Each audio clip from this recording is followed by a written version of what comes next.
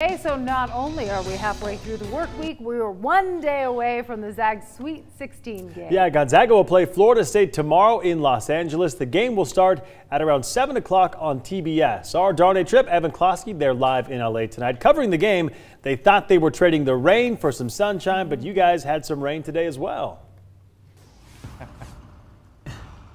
Yeah, it's not so bad right now. I mean, we're kind of keeping our fingers crossed because it's been a bit dicey all day long. It was dumping rain a little bit earlier. Now, not so bad. I mean, kind of a comfortable day in the 60s as it stands. But again, there's some ominous clouds hanging around. I was going to say, photographer Brett Alberry, who's behind the camera right now, had to sprint to our hotel, get the rain gear just for the rain to stop.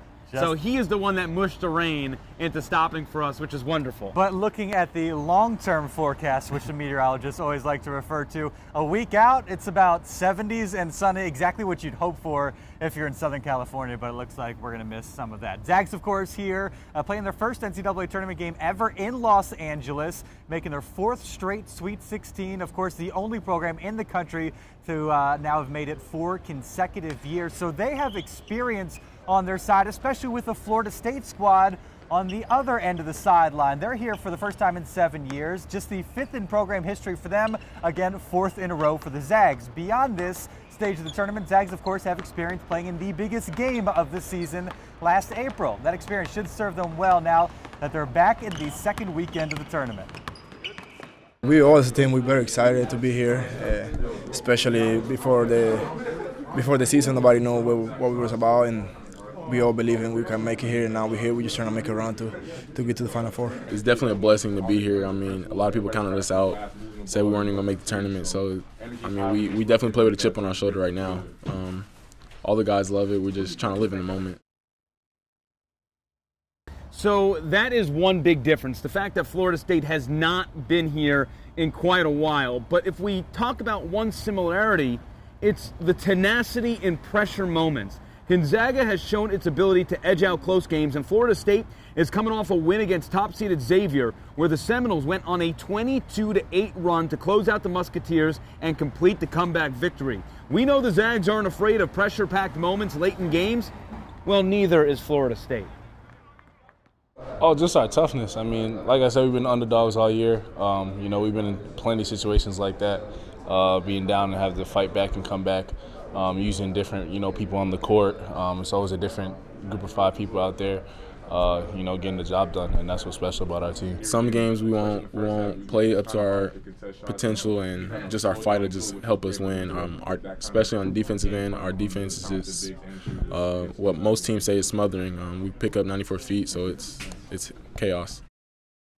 Yeah, these teams are different in a lot of ways. I was able to talk with play-by-play guy Kevin Harlan, who will be on the broadcast tomorrow night, and he mentioned a really distinct difference, which I think is important.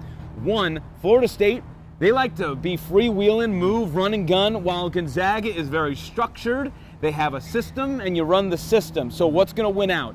Discipline, or hey, let's have a little fun out there? Yeah, we'll see how that goes. Los Angeles, of course, hike from Spokane, but there are a few connections that kind of bridge that gap. We learned this week of a Jesuit high school with a strong bond with Gonzaga. Verbum Day is an all-boys school in LA's Watts neighborhood whose students come from underserved communities. Chris Navarro graduated from Verb and is a GU alum as well. He is a coordinator of their work-study program that allows students to attend the private school and in return work 1 day each week. Gonzaga's local alumni chapter has also done service projects at the school. Navarro's experience at GU motivated him to try and make a difference at his high school.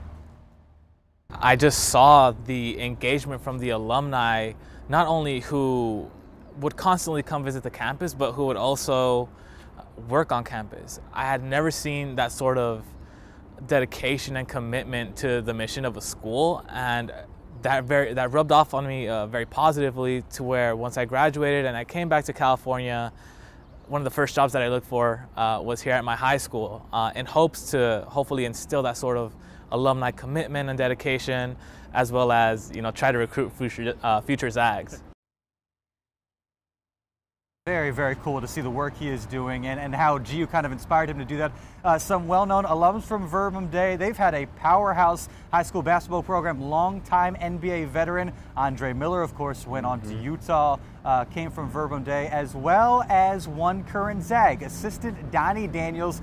We'll hear from him about his career and how it kind of laid the foundation for his coaching career now, coming from Verbum Day. Great. Had a little more hair back in the day. Had a little great hair, great head of hair, had the fro going.